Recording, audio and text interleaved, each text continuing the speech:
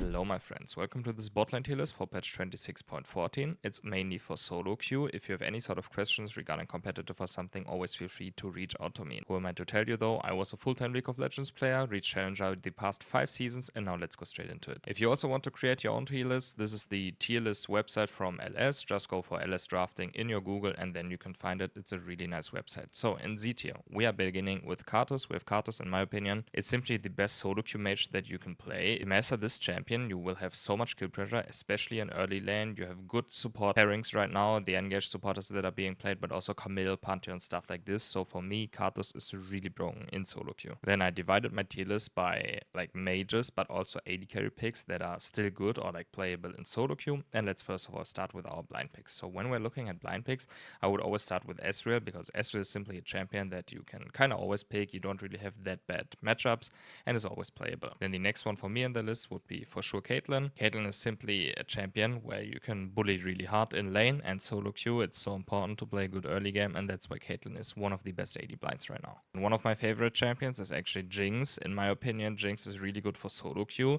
because yes, you will not have that much things that you can probably do in lane proactively. The only proactive thing you can do as Jinx is kind of push out waves, or like rather control waves because of your rocket launcher. But in mid to late game, you always have super easy win condition, right? By just getting a reset, you can clean up the fight, and this is why I like to play Jinx in solo queue. Then the next one would be Jhin. Jhin is more of a neutralizing champions in lane. In my opinion, you can always just pick Jhin and you will find any sort of agency in the game. Jhin is not that good into tanks, so if enemy already have like double frontline like Leona or like Cyan top or something, then it can sometimes be hard with Jhin to go through this frontline, but aside from that, you are super supportive also in every single team comp. Then the last one for me as AD blind is Misfortune. Misfortune is really nice into mages because you can simply go BT on first item, and then it's pretty easy to play against the mage poke. Now when we're talking about mages, of course there are many things that are currently being played in solo queue but also in competitive, but I just want to take my best blind picks and then my best counter picks. So I think the best blind pick is simply Ziggs. Ziggs has a lot of wave clear, like this champion is always safe. You can clear waves from like 10,000 kilometers away,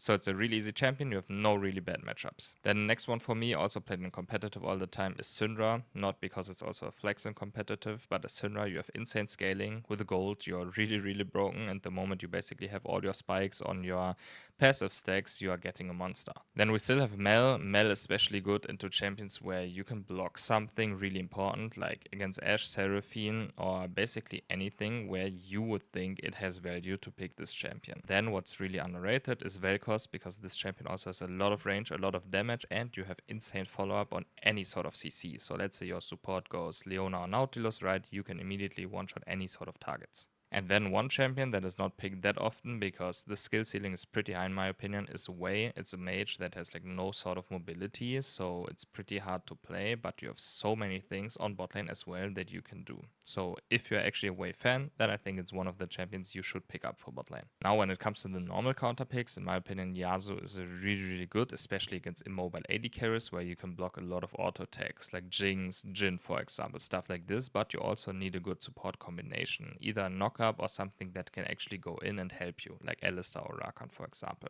Then the next one would be Xayah. Xayah is basically a champion that is like really good into any sort of low range team comps or like any engage basically. So if the enemies go Vi, Camille, Galio, stuff like this where you actually can kite back a lot and like peel for yourself with your ultimate, then this champion is really nice. But Xayah is really bad into mages because you have such low range. Then one of my favorite counter picks is actually Twitch. I like Twitch when the enemies again having any sort of immobile carry. So Jinx for example, you can always threat 1v1, same thing for like Ashe or something, but they are really rare cases for this champion to actually be playable. And then we kind of have a few mage options, or like a mage counter, I would say. Tristana is really nice into mages because you can simply just jump in whenever you see a window for that and can play for the all-in instead of for the poke.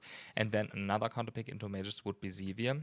First off, because you have a lot of wave clear that mages can usually not match, especially in the early game, and then you're still having a spell shield, so you're always pretty fine. And then for me, there are still mages or like AP heavy champions that have counter pick value, like a lot of counter pick value. For example, Seraphine. Seraphine is really good if you have like any sort of bruisers in your team and also CC on your support that you can actually follow up on. Then we kind of have the AP option of Xayah. We have Swain. Swain is really good into any sort of like hard engage, or rather like a low range comp, so a lot of melee champions. Let's say the enemies are picking Xayah, for example, or a lot of melee champions on the enemy top side, like any sort of melee mid laner, like Akali or something, and then 4 melees plus a lower range AD carry, Swain gets really valuable. Kinda same thing for Cassio in my opinion. These champs are kinda the same, but I would say Cassio has a way better lane, and you can even play Cassio into any sort of range champions, at least on bot lane. And same thing for Brand. I think Brand's just the worst version of Cassio, but you can still give it a try if you want. You have a bit more CC, you have a bit more follow-up. Then we have more of a range champion. Lux, in my opinion, really good if the enemies have a lot of range and you can simply not match it. Because let's say the enemy is picking a lot of range, does it make sense then to go Brand or something? No, it doesn't. So then Lux can actually get valuable. And another really good counter, and I like to play this champion a lot, is Taliyah. Taliyah is really good into any sort of mobility champions that can dash, like especially against these Camille lanes, Shen lanes, but also Nautilus or something, or people that just want to dash in. If you see enemy champions have a lot of dashes, you can already go for the Taliyah if you feel confident on her. Then kind of same thing on Vex, but with Vex it's more about like closer range targets. So like a Yasuo or something that's like actively dashing into you, then Vex can actually have a lot of value. And Vladimir is more for OTP thing, but I think if you're really insane on Vladimir, this champion is absolutely insane on bot lane. And now let's go to A, B, and C. In A tier, I would start with Senna. I think Senna got touched a lot and is not that nice into mages. You need a lot of time to scale until you're actually getting online in a game. But when you're getting online, then this champion is still really, really nice. Next on the list is Ashe. In my opinion, Ashe is still a decent solo queue champion because you always have the tool of your ultimate where you can actually pull the trigger. And a lot of AD carries struggle with this because let's say your teammate is not engaging, right? Even though you want to fight, or like you see a window that maybe your teammates are not seeing, then you can always pull the trigger yourself with your ultimate as Ashe. Kai'Sa is one of the champions that is actually decent into mages, but only if you have engage. Please don't just pick Kai'Sa and then you end up with like, I don't know, Zerif support or something into like mage and tank lane. And then you don't want to play the game anymore simply. But if you have like Vi, Nautilus, something that goes in really deep and you just want to follow up, then Kai'Sa can actually be a valid option. Next on the list, where Varus also got nerfed a lot, but I still think Varus is fine, especially if you just want to play lethality on range and you want to provide tools for your teammates. Let's say they go like full assassins or something and you just try to be useful, you know, with your AD carry champions. You will probably not be the main character, but it's always nice to have any sort of setup for these champions. Then we're having Yunara. I think Yunara is just fine. Same thing for Zeri. They're both like kinda hyper carry champions with dashes. Not that nice into mages because mages just always wave clear against them. It's really hard to find any proactive things, especially in later stages of the game. And if you're playing into double mages, then it even gets harder, but they are for sure playable. Then one of the best solo queue champions, even though he's on A tier, it's like Draven, because it's really hard for Draven to play into. Like, let's say you're picking Draven and the enemy goes Ziggs, like it's, you know, you will just farm, Ziggs will clear waves, it gets super boring, and I think the champion doesn't have that many use cases, honestly, right now, sadly. Then same thing kinda for Samira, but I would say Samira can be fine into like a few mages. Like Samira is really good into Seraphine, for example. So if you see an angle like that and you can just block the Seraphine ulti, that's really nice. Another hyper carry, aphelios. Also pretty okay, I would say. Not the best solo queue champion. Now let's go straight into B tier. In B tier, I would start with Corki, even though he got buffs. I think his pairings are simply not that good enough right now, but he actually is like a stat checker, so you can give it a try if you want.